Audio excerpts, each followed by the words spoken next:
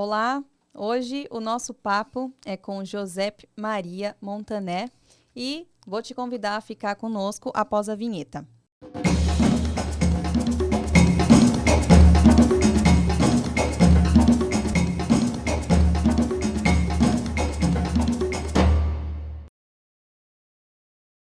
Bom, meu nome é Daniela Bueno Elston, eu sou arquiteta e urbanista, também sou mestre em urbanismo, mas no meu dia a dia eu trabalho com jornalismo especializado na arquitetura na revista Projeto.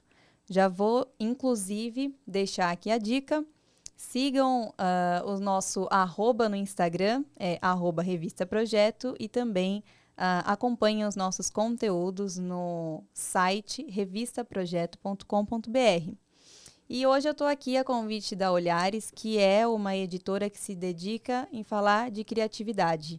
E, bom, juntamente com esses temas, a arquitetura, o urbanismo, a natureza, o design, é uma grande referência. E a segunda dica desse episódio é: acompanhem a editora Olhares nos seus diversos canais, tanto no site editoraolhares.com.br, quanto nas redes sociais, @Editora Olhares. E o nosso assunto hoje é sobre arquitetura, sobre urbanismo, sobre política, crítica e ninguém mais, ninguém menos do que José Maria Montaner para falar sobre todos esses temas. José, eu gostaria muito de agradecer pelo aceite, por estar aqui com a gente hoje e também já fazendo uma breve introdução. Montaner tem uma diversidade de livros publicados e hoje também muitos pela editora Olhares. E é um grande amigo com atuação em vários lugares, inclusive no Brasil. E, bom, hoje estamos aqui com ele. Vou pedir, Montaner, por favor, para que se apresente para nós. Bom dia, um prazer estar aqui. Muito obrigado a invitação de falar sobre os livros. Vou falar espanhol para não falar portuñol. Sou doctor arquitecto, catedrático de Teoría e Historia de la Arquitectura en la Escuela de Arquitectura de Barcelona y efectivamente, como dices, he escrito muchísimos libros y los últimos y algunos de ellos están publicados afortunadamente en Olhares, en Sao Paulo. Y bueno, eso será un gusto dialogar sobre arquitetura, urbanismo, política, etc. Maravilha. E, bom, para a gente começar, Montaner, gostaria de te convidar a falar justamente a respeito do seu vínculo com o Brasil.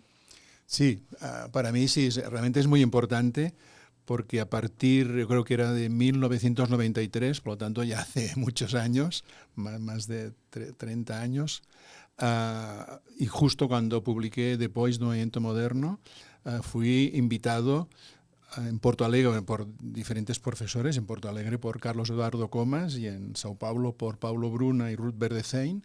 Entonces ya se creó una relación y cada año, cada 2 años he ido viniendo a Brasil a dar cursos, workshops, conferencias, etcétera, y viajar por distintas universidades y ciudades brasileñas. Entonces, ha habido una relación muy estrecha, con un paréntesis que fue la época en que fui vereador, concejal de vivienda en el Ayuntamiento de Barcelona, y luego también la época de Bolsonaro, en que viajé menos a Brasil. Pero hace ya 2 años, en el 2022, recuperé este hilo de que cada año viajar a Brasil, a alguna de las ciudades, universidades, para mantener este contacto y, bueno, dar clases, explicar, pero siempre aprender de Brasil, del urbanismo brasileño, de la arquitectura, visitar paisajismo, etcétera, ¿no? Y aprender muchísimo de Brasil.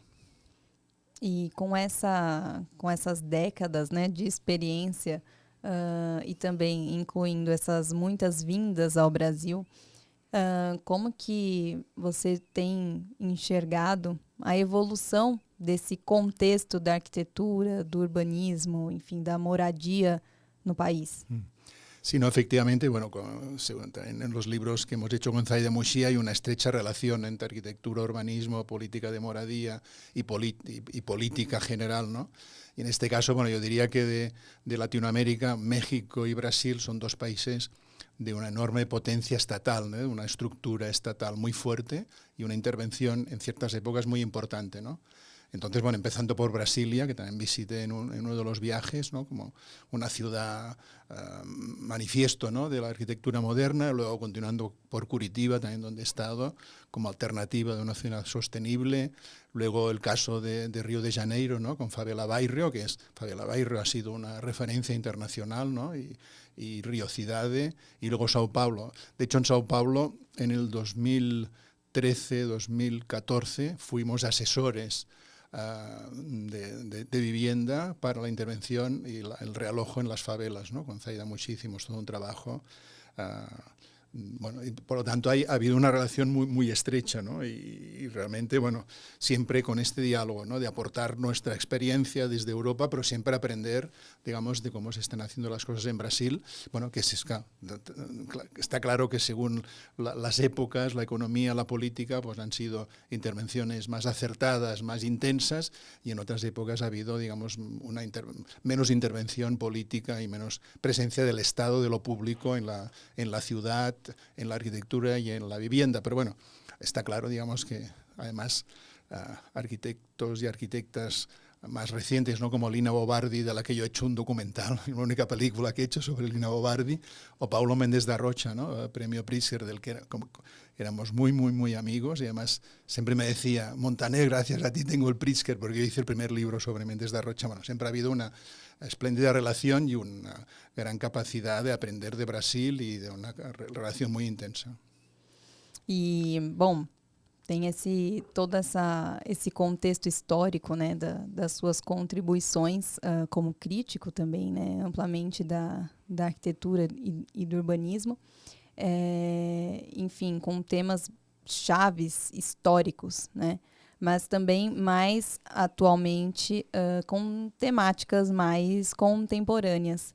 Então, bom, gostaria de ouvir de você sobre como você entende essa reflexão também desses temas contemporâneos para aporte dessa literatura mais atual.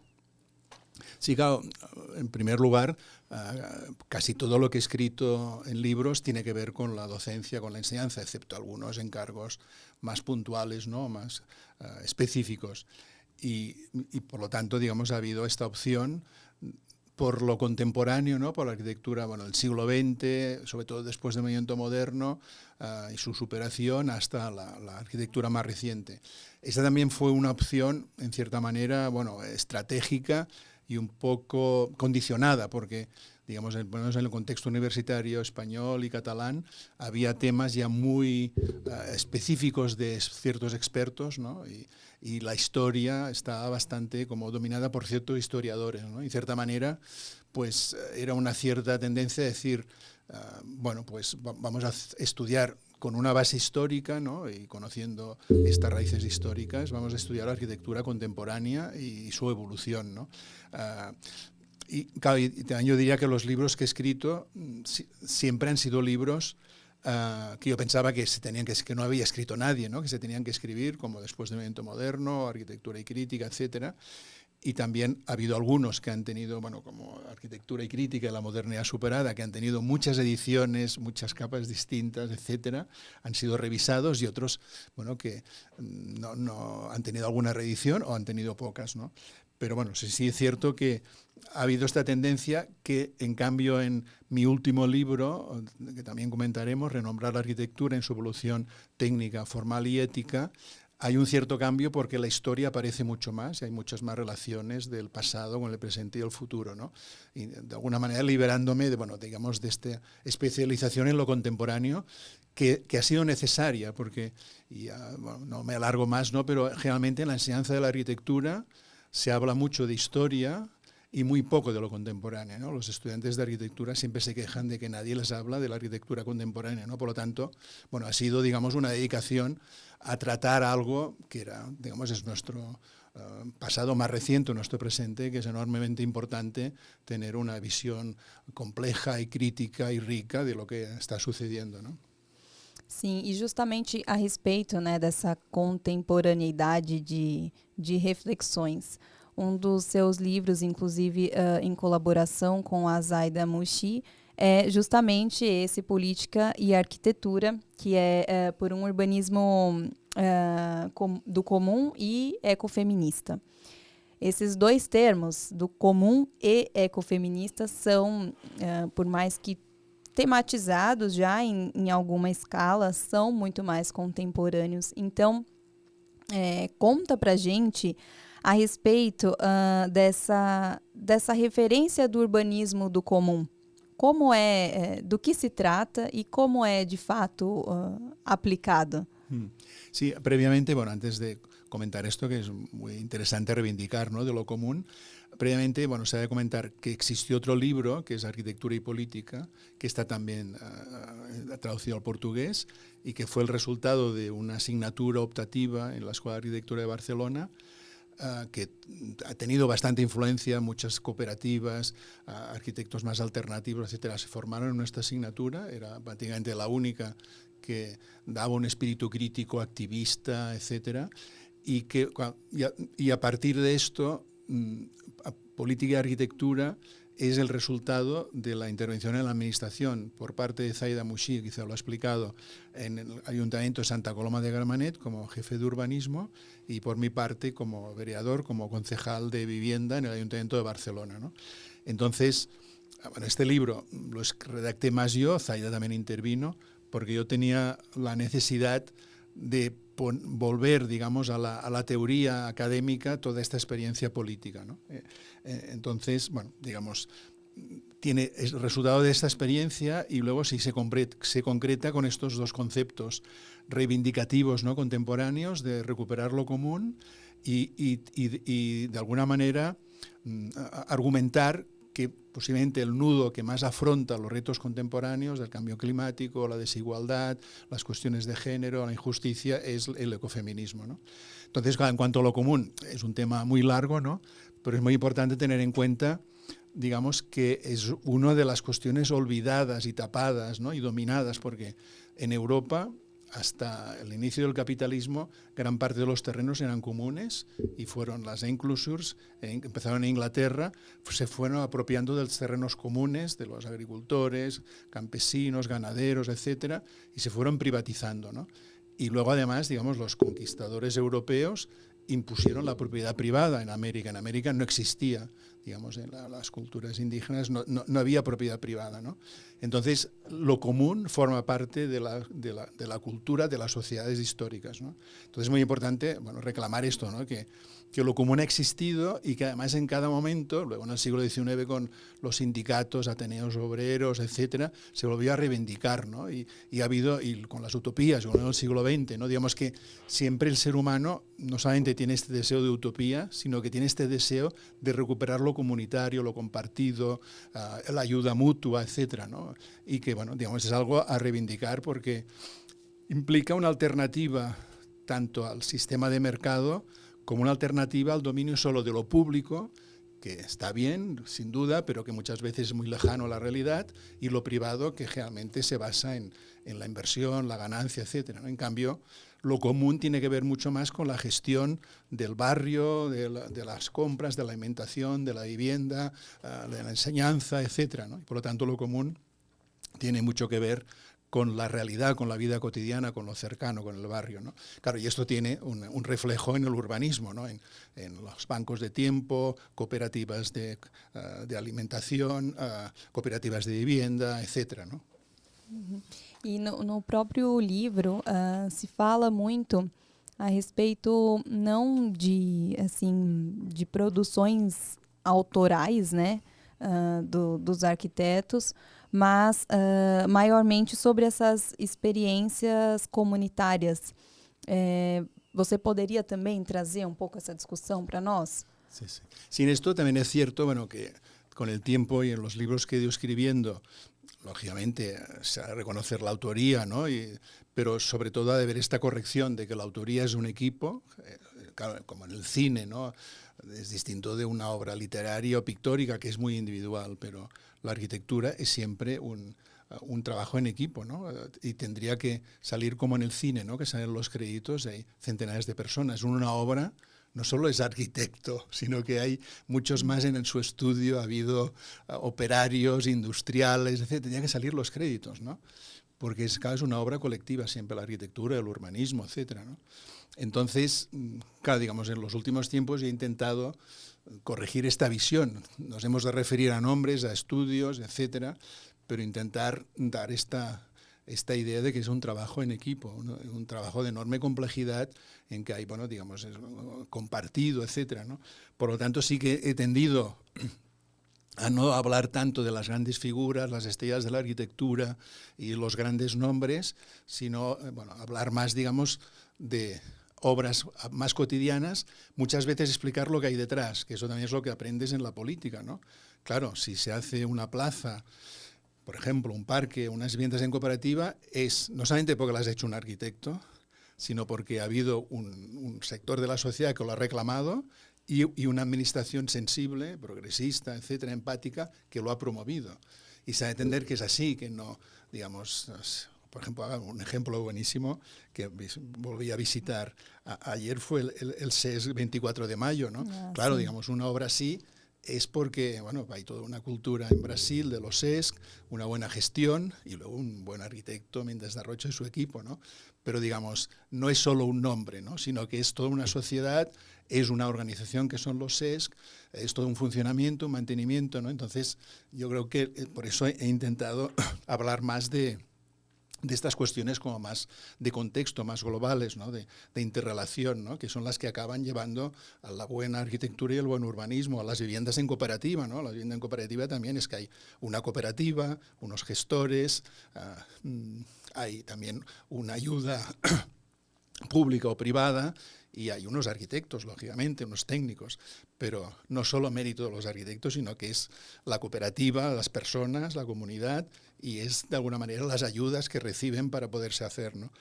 Por lo tanto, sí que es cierto que si se ha intentado hablar más de cooperativas de arquitectos o más de la gestión política, más, digamos, de este contexto, ¿no? Uhum. E nesse contexto assim mais plural, né, dessa expressão desses termos, a respeito do ecofeminismo, que também é super trazido no livro, como se dá esse desenvolvimento dessa expressão na prática? Sí, claro, digamos, el ecofeminismo tiene una teoría, una filosofía y unas raíces, ¿no? De Françoise Dobon, una escritora, periodista, activista francesa, pero, digamos, ha generado un movimiento porque de alguna manera es la suma, la posible suma, ¿no? De los movimientos ecologistas, que sobre todo han tomado más fuerza a partir de los años 70, y la tercera ola feminista también de los años 70, ¿no? Entonces, da la impresión, y es posible, ¿no? Porque tenemos muchos representantes, Vandana Shiva, Alicia Puleo, etcétera, ¿no? Muchísimas representantes del ecofeminismo, que esta suma es posible, porque las cuestiones que habrá explicado Zaida Mouchi, ¿no? Del cuidado, la vida doméstica, la empatía, toda esta relación con lo cotidiano y con los cuidados, es muy trasladable al planeta, ¿no? A esta visión de tener en cuenta, pues, lo natural, la comida, los animales, las plantas, no contaminar, etcétera, un cierto modo de vida, ¿no? O sea que son escalas distintas, una es más humana y otra más en relación al medio ambiente,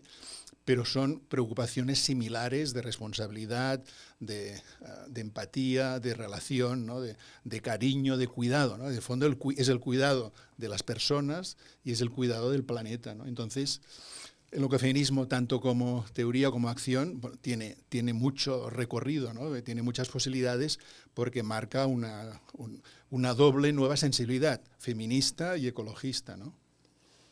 Sim, bom, acho que somado a tudo isso também, a gente tem visto a discussão a respeito dos desdobramentos tecnológicos incluídos, né, na administração das cidades, e que também é um tema mais contemporâneo, né, mais recente.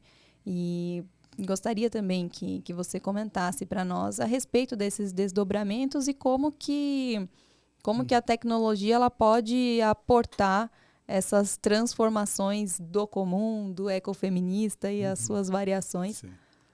No, es una pregunta muy interesante y polémica, ¿no? Porque, bueno, y de debate, porque es cierto que uno puede decir, bueno, hablar de lo común o del papel de las mujeres y sobre todo de la ecología, la naturaleza, lo que nos dice Ailton Krenak, ¿no? Este filósofo de la Amazonia, ¿no? De cuidar los ríos, los árboles, esta vida.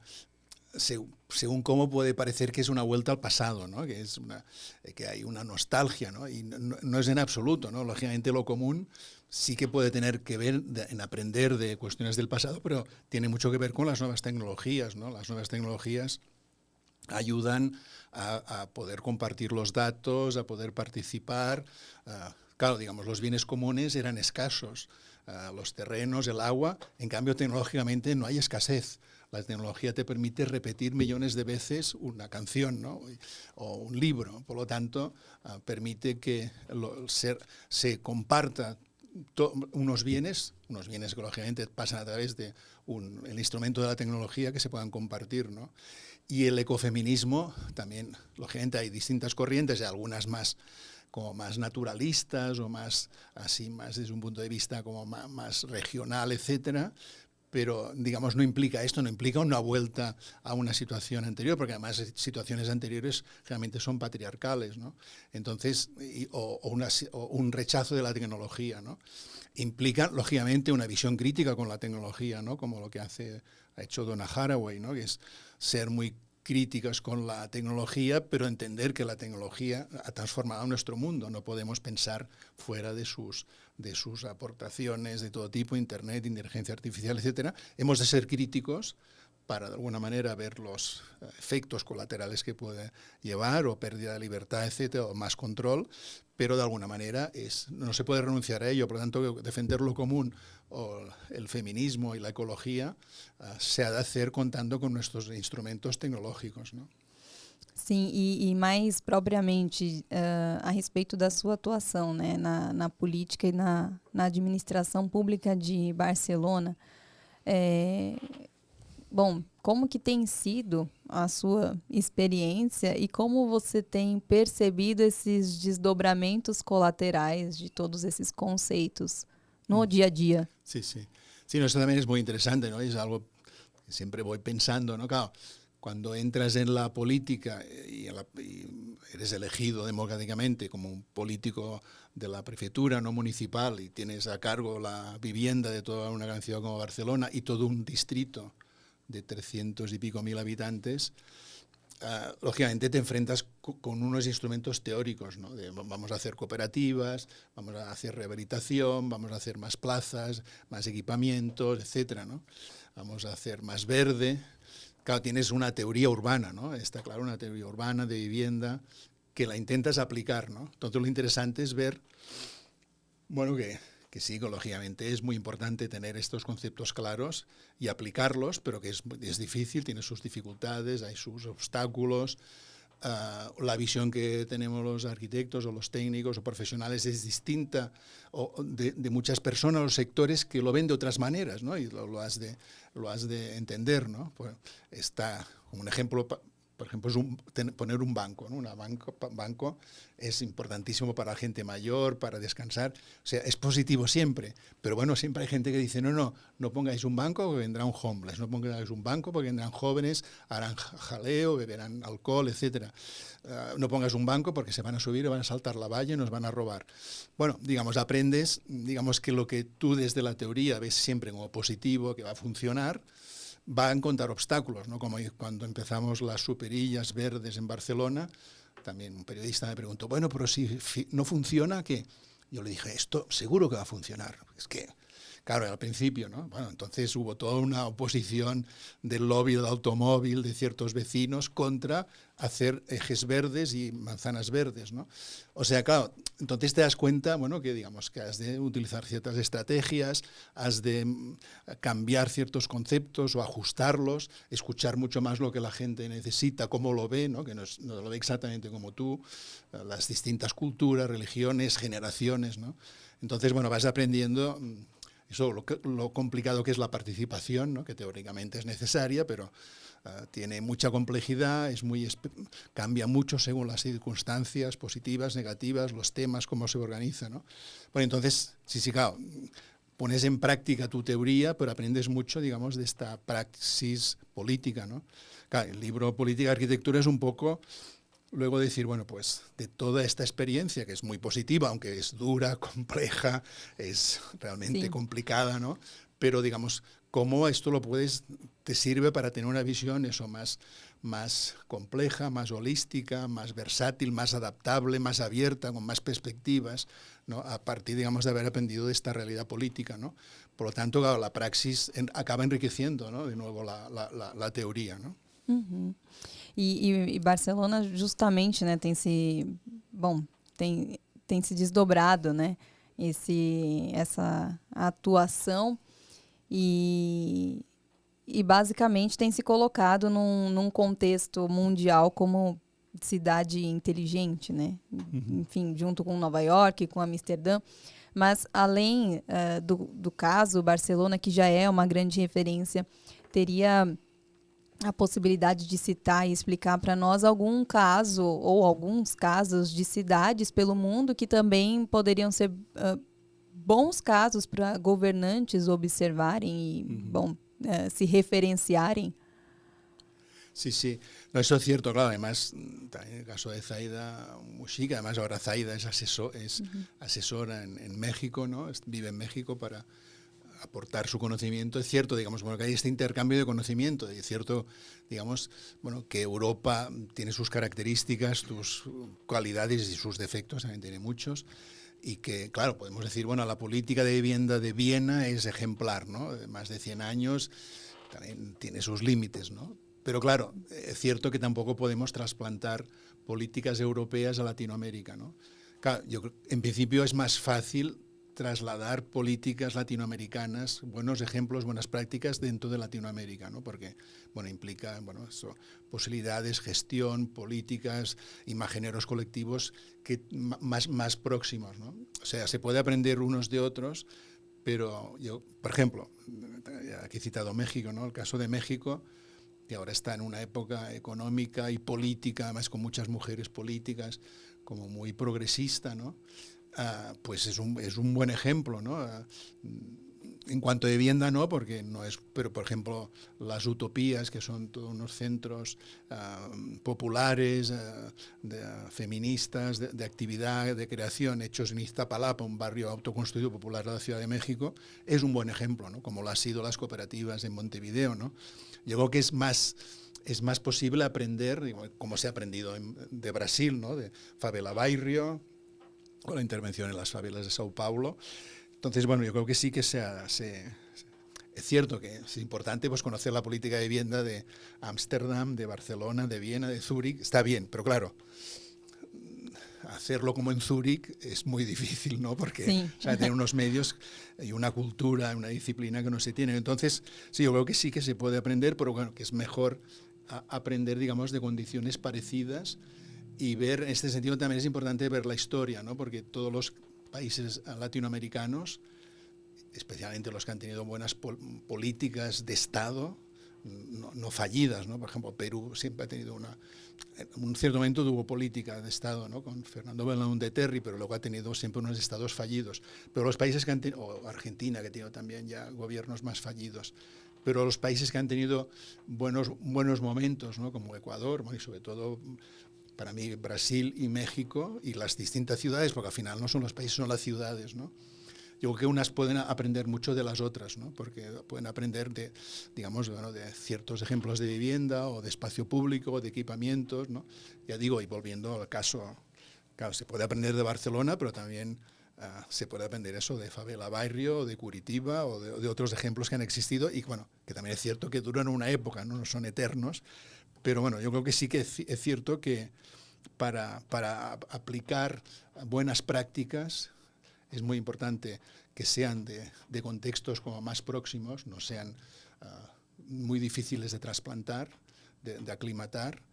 Y también, además, es muy importante tener un espíritu crítico, ¿no?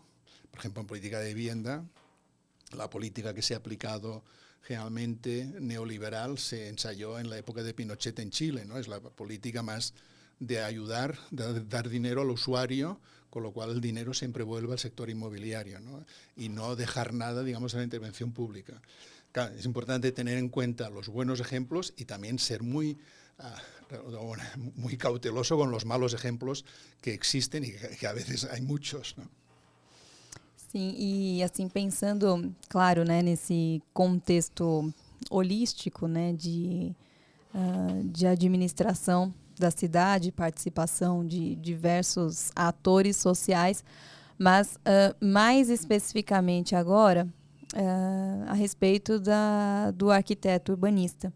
Então, incluindo também já, né, a mensagem que o livro passa para nós, qual que é a sua análise entre essa relação da arquitetura com a política? Sí, claro, yo creo que, bueno, que es una relación que existe para empezar porque la arquitectura y el urbanismo es la expresión de la sociedad, es lo que más la expresa, la gente la expresa la cultura, la pintura, la lengua, la literatura, pero claro, lo que más expresa una sociedad es su arquitectura, ¿no? Cómo vive la gente, qué equipamientos tiene, dónde se relacionan, cómo trabajan, cómo estudian, ¿no?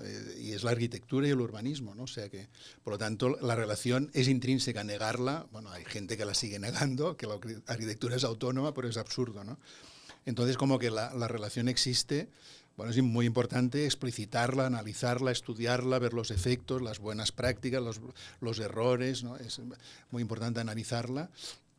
Y luego, claro, también es muy importante, bueno, que es lo que hicimos Zaida y yo, y otros lo han hecho, ¿no? Arana en Montevideo, o Luis Pablo Conde en Río de Janeiro, etcétera, o Raquel Rolning, ¿no? En Sao Paulo, digamos, los arquitectos y urbanistas, digamos, los técnicos en general y sobre todo los que proyectan, ¿no? Tienen que entrar en la política. Porque además, claro, la política, cuando entras en la política, te das cuenta que generalmente son criterios económicos y legales. Lo que domina son criterios más de rentabilidad, de leyes, etcétera, ¿no? Criterios para los cuales las cualidades espaciales, las cualidades arquitectónicas, la percepción, todo esto es irrelevante prácticamente, ¿no? Entonces, si no estás en la política, pues la arquitectura y el urbanismo, etcétera, tienen muy poco papel. O sea, ha de haber urbanistas dentro de la política para que se haga con más calidad. Los valores urbanos, espaciales, arquitectónicos, de diseño, no están generalmente en la mentalidad de los políticos profesionales, ¿no? Entonces es muy importante comprometerse, aunque sea, no significa ser político, significa ayudar a las asociaciones vecinales o a las ONGs, o bueno, ser sensible con la realidad, ¿no? Pero digamos, entender que digamos, es un tipo de conocimiento, de saber y de práctica que puede aportar mucho a la sociedad y que ha de estar muy presente, porque si no está presente es un tipo de conocimiento que es, en cierta manera, dominado por otros, ¿no? Incluso en la vivienda es muy importante que estén arquitectos, porque los arquitectos pensamos que la vivienda es arquitectura, y no, claro, es legislación, es economía, es promoción, es tecnología. Entonces, si no estás allí presente, no están el saber arquitectónico, los otros sectores se comen la arquitectura, ¿no? Sim, e justamente para esse arquiteto urbanista que ainda não está, digamos, fazendo aí o seu papel político, né? Você comentou justamente sobre não é necessário estar diretamente atuando na política. Então, como fazer, então? Quais são os caminhos possíveis para atuar, de fato, politicamente dentro da arquitetura e do urbanismo? Sí, esto, claro, digamos, es algo bueno que tiene que ver con este último libro, ¿no? Renombrar la arquitectura en su evolución, ¿no? Técnica, formal y ética. Claro, yo de la tríada vitruviana, consciente e inconscientemente, he cambiado función, uso por ética.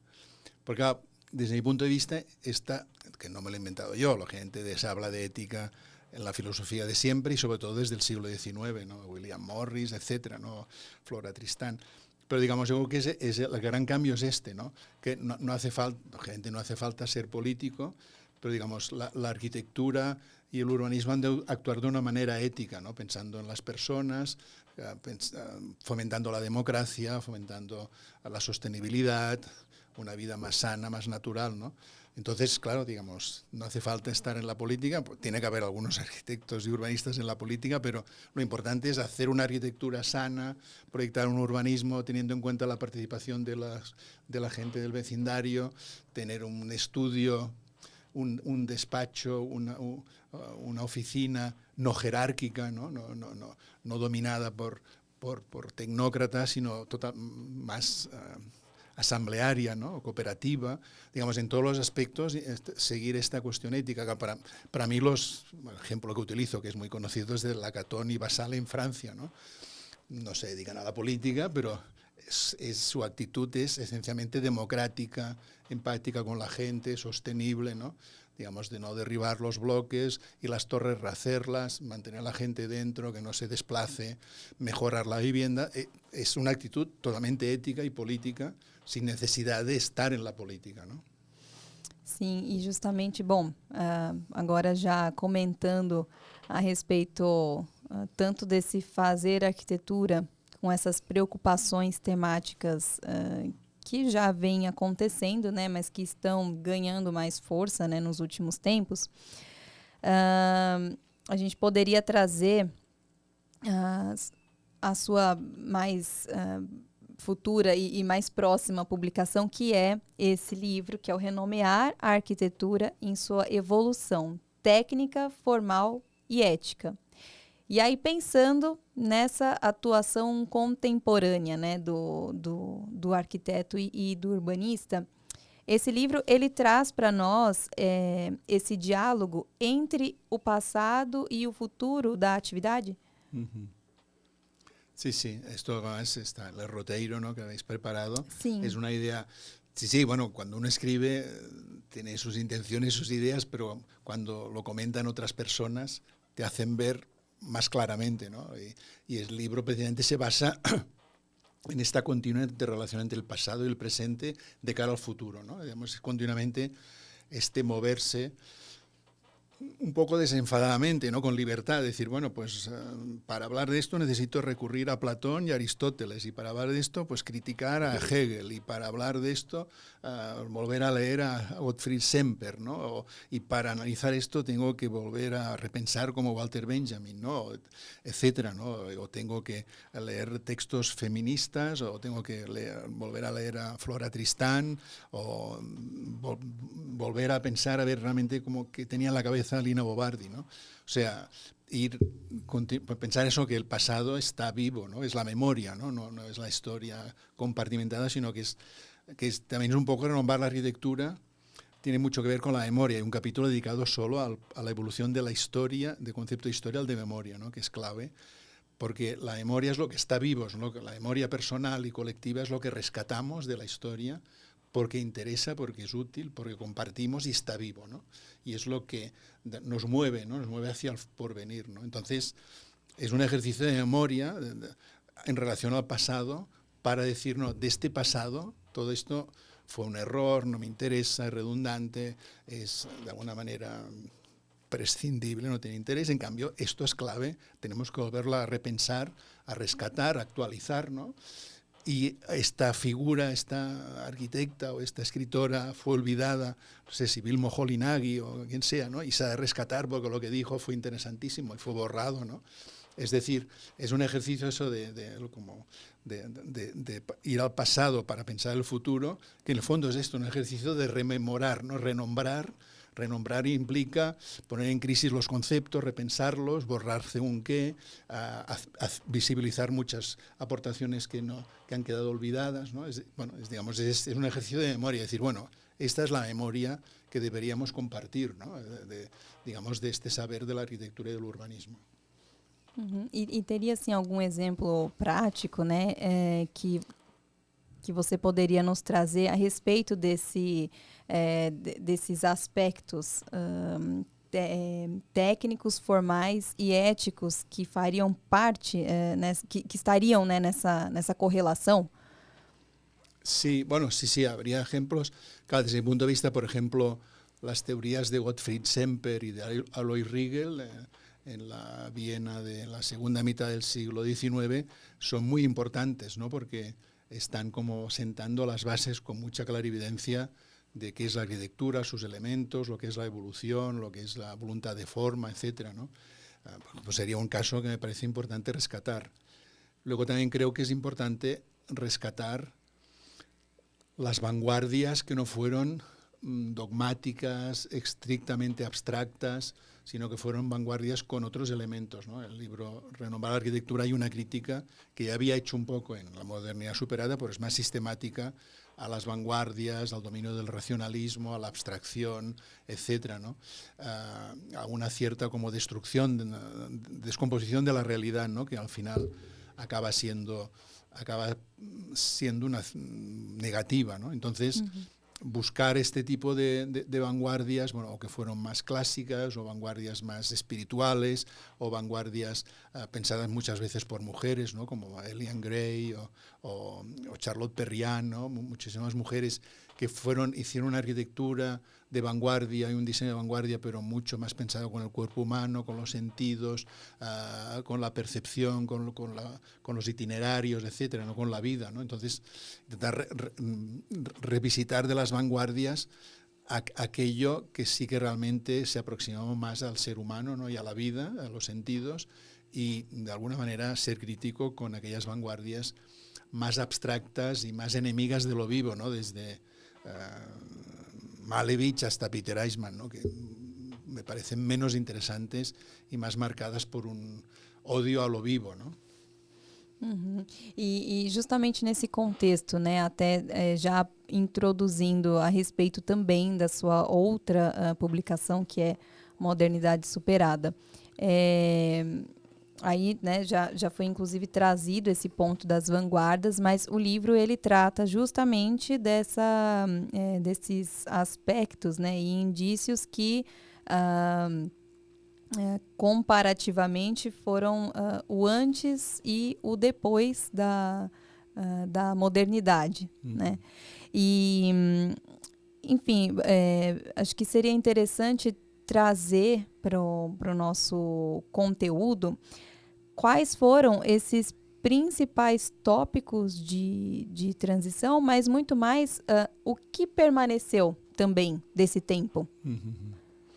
Sí, claro, sí, en los distintos ensayos que están en La modernidad superada, sí hay esta voluntad de rastrear aquello de la modernidad que ha sido más superado, ¿no?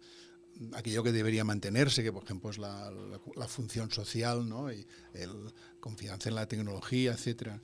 Pero en cambio, digamos, el ensayo sobre espacio, no espacio, lugar y no lugar, intenta pues llevar un concepto de espacio más de la Bauhaus, que era muy abstracto, ¿no? Muy físico, a un concepto de espacio más existencial, ¿no? Que es uno de los cambios, ¿no? Luego también hay uno sobre racionalismo, ¿no? También criticando, digamos, el exceso de racionalismo en la arquitectura y en el urbanismo modernos, ¿no? Y en cambio como, digamos, la superación de este estricto racionalismo llevaría a abrirse más eso al organicismo, luego a la participación, a la fenomenología, a los sentidos, etcétera, ¿no? Y también hay una revisión de conceptos y al mismo tiempo hay una revalorización de ciertas aportaciones, ¿no? Que son, bueno, sobre todo de las periferias, ¿no? Parte de Japón, parte de Finlandia y sobre todo de Latinoamérica, ¿no? Es un libro en el que hay muchos, bueno, empezando porque el primer capítulo está dedicado a Lina Bo Bardi, ¿no? Y la mimesis, toda la evolución de Lina Bo Bardi, de una arquitecta moderna, una arquitecta que hace el Ses Pompeia o rehabilita el Solar Daunau en Salvador de Bahía, o Barragán o Salmona, ¿no? Digamos, insistir en esta, que tampoco soy el único que lo he escrito, ¿no? Pero insistir, digamos, en esta otra modernidad que Latinoamérica ha sabido adaptar, porque ha hecho, digamos, el doble esfuerzo, ¿no? de aprender, digamos, de un movimiento internacional, pero luego pensar una cierta actitud crítica, cómo aclimatarlo, cómo llevarlo a la práctica, ¿no? Como, digamos, bueno, que sería eso, el caso de Lina Bo Bardi. Méndez da Rocha sigue siendo moderno, ¿no? Pero tiene todo un proyecto social y político. Digamos, cómo digamos, hay esta enorme riqueza que se da también en el arte y en la literatura en Latinoamérica, ¿no? Del conocimiento de un saber universal, pero al mismo tiempo cómo se infiltra toda una otra visión del paisaje, de la sociedad, de las ciudades, de las relaciones, toda una riqueza no cultural, ¿no? Casi ancestral, que sí que está y que va apareciendo, ¿no? Creo que la modernidad superada recurre a estas aportaciones que son modernas, pero que son mucho más ricas, ¿no? Digamos, y que acaban... Claro, Lina Obardi se considera moderna, Méndez Rocha también, pero que bueno, que al fin y al cabo es una modernidad que ha evolucionado, ¿no? Y que ha superado sus limitaciones, sus aspectos dogmáticos más antihumanos, más abstractos, ¿no? Más alienantes, y en cambio ha pasado a ser una arquitectura realmente rica relacionada con el contexto, ¿no? E Montaner, até antes, né, pouco antes na nossa conversa, você comentou a respeito da arquitetura ser uma das facetas, né, da expressão cultural humana. E, assim, como toda a expressão cultural, tem também reflexo, né, daquele tempo em que se produz algo que seja cultural, tem também reflexos em outras esferas, por exemplo, na política. E aí também trazendo a sua atuação política e esse contexto, né, do livro A Modernidade Superada, tem como a gente traçar um paralelo entre a superação da modernidade na arquitetura, mas também desses aspectos da modernidade na política? Uh-huh. Sí, no, es una pregunta realmente muy interesante, ¿no? Y a pensar, ¿no? Porque es compleja, pero es cierto. Yo diría que, claro, estamos en una época de transformación, ¿no? Porque, digamos, el progreso, el consumo, el desarrollo, todo esto se critica, pero sigue dominando, ¿no? Entonces yo creo que tanto la arquitectura y el urbanismo como la política están llevando adelante, sufriendo, avanzando introduciendo estos cambios, ¿no? La participación, ha de haber participación, de acuerdo, la sociedad tiene que estar más presente, ser un sujeto más activo, pero bueno, ¿cómo se hace, no? En un proyecto de una plaza o una cooperativa de vivienda es mucho más fácil. ¿Y cómo se hace en la política, no? De dar más papel a la sociedad, escucharla más, que participe, ¿no? Digamos, tanto la arquitectura y el urbanismo como la política en todos los niveles están en este proceso de evolución y se nota, ¿no?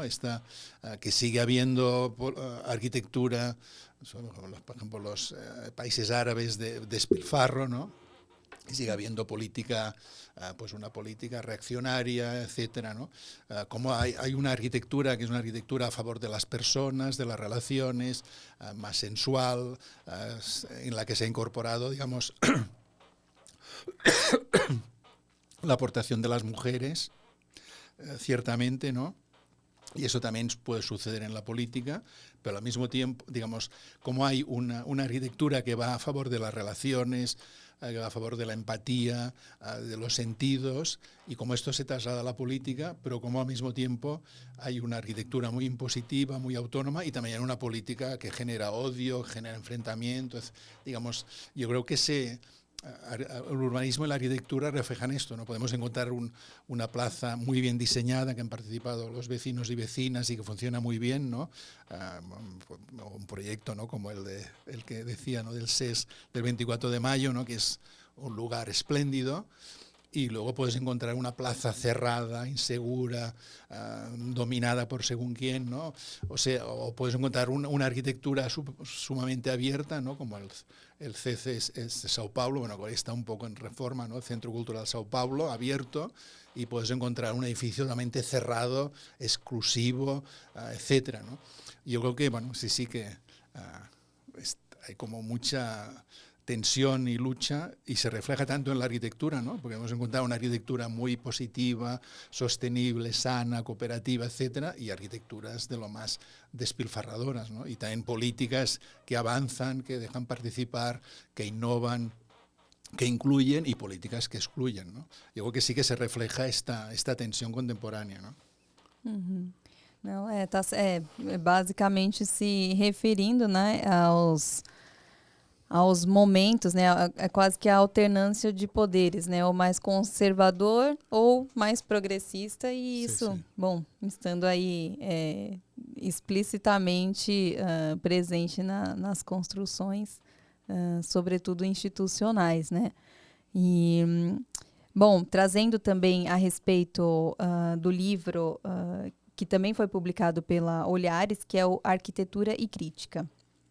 Nele você fala, né, sobre o pensamento da arquitetura, mais do que a produção dela, mas principalmente sobre o conceito, né, que está por trás de toda essa produção em si, né, construtiva. E, bom, você é participante ativo dessa trajetória crítica da arquitetura e uma grande referência.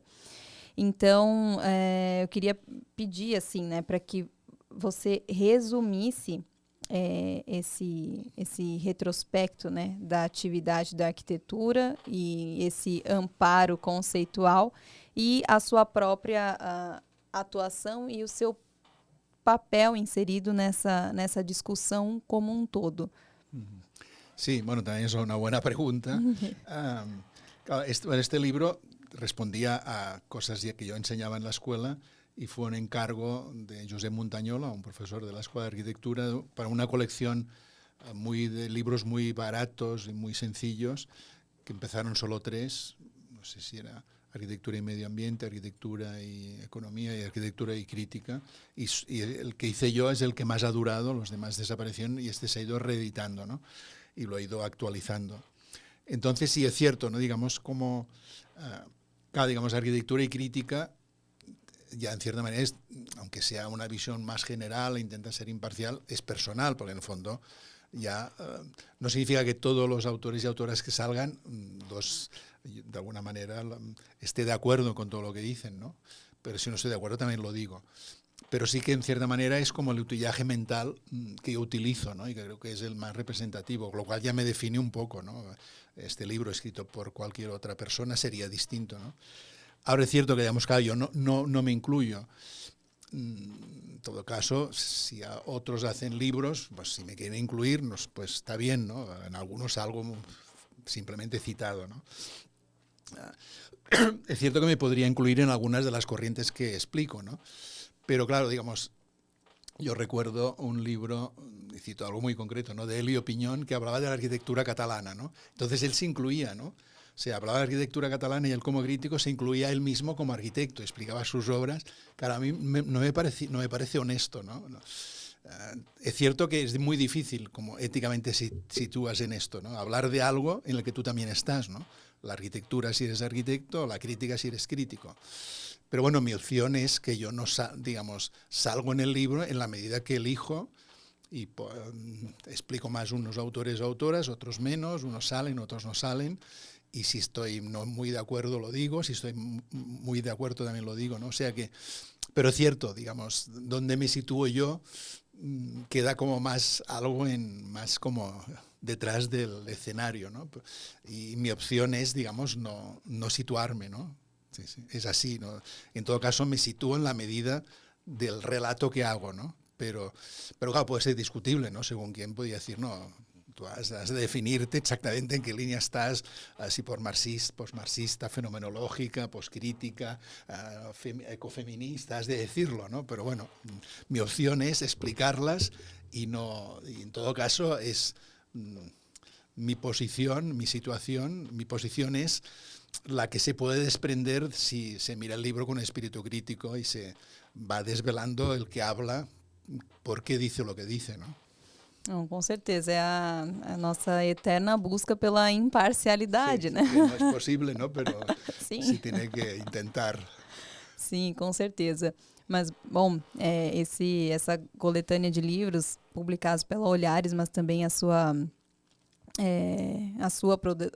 produção, né, crítica como um todo e a sua atuação também prática, digamos assim, é um bom exemplo para quem busca ter ali, digamos, as cartas na mesa, né? Então, entender essas discussões e estar de fato, atualizado, com um bom conteúdo, né? E uma boa curadoria e uma boa crítica. E, bom, eu gostaria muito de agradecer por essa conversa. Para quem se interessa sobre todos esses assuntos, temos aqui a pessoa para falar com muita propriedade sobre tudo isso. E, bom, agradeço demais pela sua presença, Montaner, e estamos à super disposição. Sí, un placer. Y en el rotario las preguntas eran todas muy, muy interesantes y bueno, permiten hacer todo un discurso, ¿no? Y entrar en temas realmente claves. Yo creo que está muy bien estruturada e has explicado muy bien. Muchas gracias. Que bom, imagina. A gente que agradece. Muito obrigado. Queria agradecer muito por você ter nos acompanhado até aqui e, por favor, acompanhe também os demais episódios no canal da Editora Olhares aqui no YouTube e os seus demais canais também. O www.editoraolhares.com.br e também nas redes sociais @editoraolhares. Muito obrigada.